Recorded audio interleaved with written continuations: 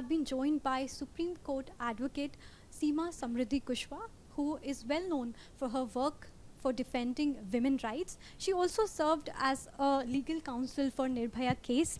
Thank you for joining News 9, ma'am. And she will be talking to us regarding the case which she team of the Hyderabad police has caught-handed more than 470 people misbehaving with the women devotees there. Ma'am, how do you see this incidence as, where India, where, women is treated as, given as Shakti and as someone who is honored and respected, and their women devotees are being treated like this, harassed in public. How do you see this incidents as? These are different things ना कि शक्ति and देवी, तो ये हम just बोल रहे हैं, right. Actual में प्रैक्टिकल क्या हम उनको इस तरीके से ट्रीट कर रहे हैं, ये बहुत डिफरेंट है.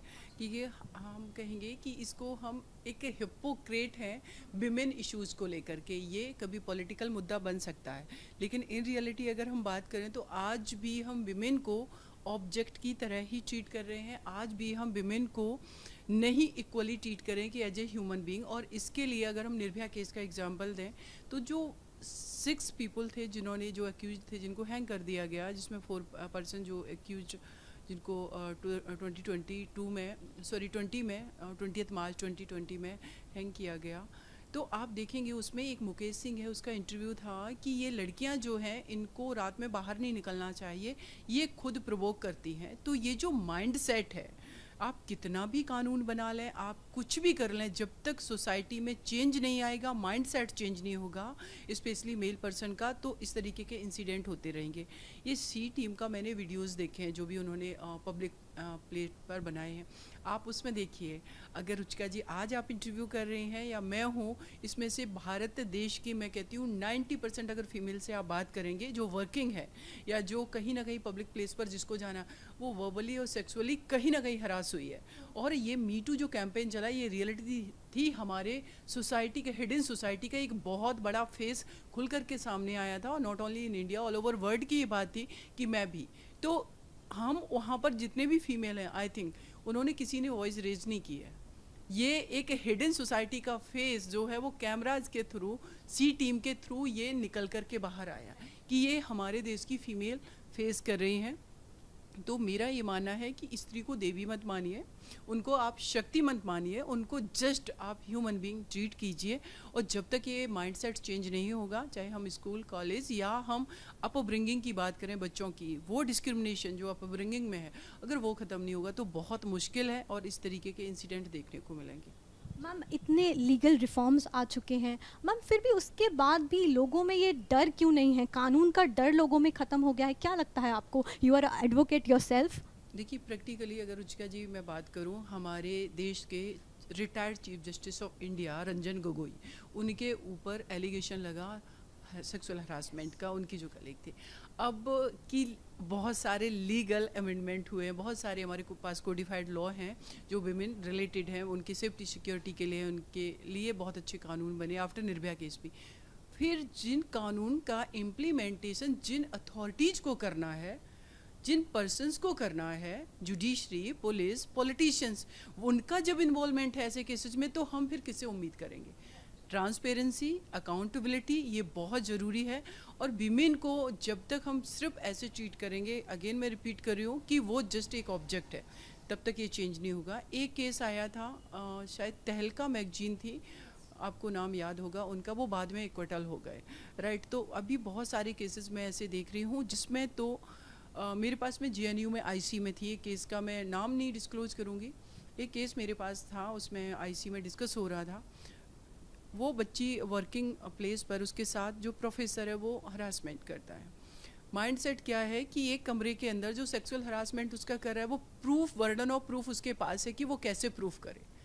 तो फिर ये बात आती है कि नहीं, वो प्रोफेसर जो है, उसके पेरेंट्स, उसके एसोसिएट्स, जो भी लोग हैं, जो उसके बहुत सारे स्टूडेंट जिनके साथ फीमेल स्टूडेंट उसने सेक्सुअल हरासमेंट नहीं किया, उनका कहना सर ने कभी ऐसा नहीं किया. तो आप सोचिए कितना मुश्किल है. उसने अपनी फैमिली को असॉल्ट नहीं किया, उसने अपने कलीग्स को नहीं किया, उसने किसी और को नहीं किया. इट मीन्स ये इसका मतलब नहीं है कि उसने मुझे नहीं किया. तो ये इंटरप्रिटेशन क्यों नहीं होती है, ये बहुत मुश्किल हो जाता फीमेल के लिए प्रूफ करना। तो आफ्टर निर्भया केस बहुत सारे अमेंडमेंट आए, रेप लॉ में चेंज हुआ और बहुत सारी जगह पर, लेकिन इन रियलिटी अभी भी इम्प्लीमेंटेशन नहीं है। और इम्प्लीमेंटेशन के डिस्कशन में हम लोग भी बात करते हैं मीडिया में या एवरीवन जो भी है, लेकिन क्या उस केसेस का इम्प्लीमेंट कराने के लिए कानून का आपके पास सफिशेंट पुलिस है? नहीं है। एक आयोग के पास 10-10 केसेस हैं। क्या आपकी पुलिस सेंसिटिव बनाई आपने? क्या उस पुलिस को आपने ट्रांसपेरेंट बनाया? क्या उसको टेक्निकल बनाया? जब तक ये सारी चीज़ें नहीं हैं वो पुलिस आपकी ठीक से काम नहीं कर पाएगी। दूसरा, आपके पास इंडिया में अगर रेप लॉ की बात करें तो आपके पास इंडिया में लैब्स नहीं हैं। एक लैब मैं कभी अभी रिसेंटली इंदौर गई थी एक प्रोग्राम में, उनका ये कहना था कि मैम एक लैब है यहाँ पर मध्य प्रदेश में इसके एफएसएल के लिए, डीएनए सैंपल के लिए केसेस हो रहे हैं 1000 daily, 14th I think rape case हो रहे हैं। उसमें आप बताइए कि उन रेप केस में जब डीएनए सैंपल की ज़रूरत है, जब उसमें एफएसएल रिपोर्ट्स आनी हैं, उसमें 2 साल लग रहे, तो आप कैसे कह सकते हैं कि आप 6 महीने में किसी का कन्विक्शन करा लेंगे, 2 साल में करा लेंगे? निर्भया केस में भी यही हुआ। 17 साल तक सुप्रीम कोर्ट ऑफ इंडिया में मैटर पेंडिंग था। Who is responsible for that? कि प्रेसिडेंट ऑफ इंडिया के पास 12 साल से मर्सी पेटिशन पेंडिंग है। तो और प्रेसिडेंट ऑफ इंडिया जब हमारे कहीं स्पीच दे रहे हैं वो कह रहे हैं कि नहीं नहीं महिलाओं के साथ गलत नहीं होना चाहिए। आप जिस पोजीशन पर जो है वो एग्जाम्पल वहाँ पर पेश करें, उसकी अकाउंटेबिलिटी फिक्स होनी चाहिए कि मेरे देश के अंदर कॉन्स्टिट्यूशन से ऊपर कोई नहीं है, और जो विमेन है उनके राइट को लेकर के सारे इंस्टीट्यूशंस सब कुछ बहुत ही सिंसियरली वर्क कर रहे हैं। जब तक ये चीज़ें फिक्स नहीं होंगी तो यहाँ पर सिर्फ डिबेट और डिस्कशन का पार्ट रहेगा। और इस तरीके के मैं केसेस देखती हूँ जब भी मैं कोई वर्कशॉप करती हूँ, मैं फ़ीमेल से कहती हूँ, ये सिर्फ हम लोगों ने जो डिस्कस किया उसकी बात नहीं है। जिस भी फीमेल को मैं बात करती हूँ कि आपके साथ कभी ऐसा कुछ हुआ, अगर 1000 विमेन होंगी वो भी हाथ ऊपर करके कहेंगी मैम मेरे साथ भी ये हुआ, मेरे साथ भी हुआ। तो करने वाले कौन हैं?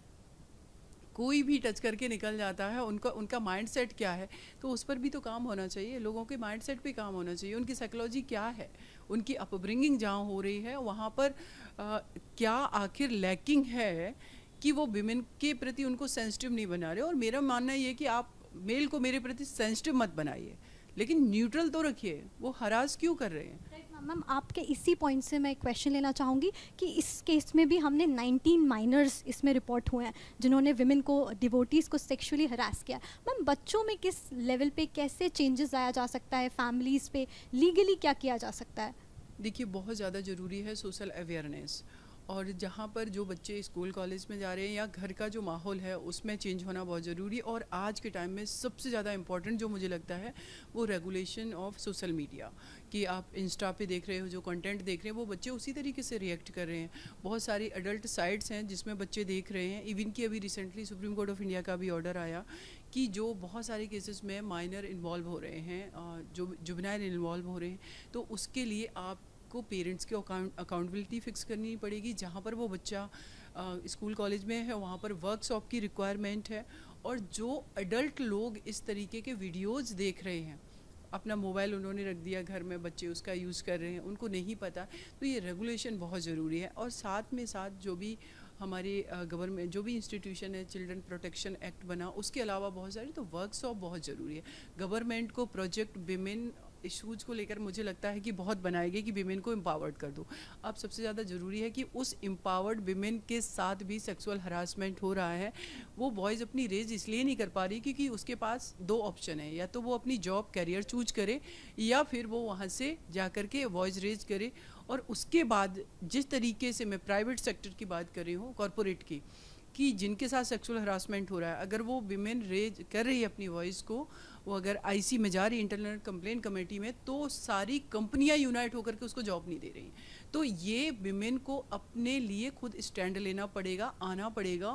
और ये नहीं होना चाहिए कि कोई भी अगर किसी कंपनी का सीईओ है तो वो पावरफुल है। वो एक एक्यूज है, उसको एक्यूज की तरह ट्रीट करना चाहिए। जब तक ये सारी चीज़ें इम्प्लीमेंटेशन, ट्रांसपेरेंसी, अकाउंटेबिलिटी ये सब फिक्स नहीं होगा तो हम कितना भी कानून बना लें, कितना भी हम लॉ में अमेंडमेंट कर लें, बहुत मुश्किल है implementation. Thank you so much for joining News 9 ma'am, thank you.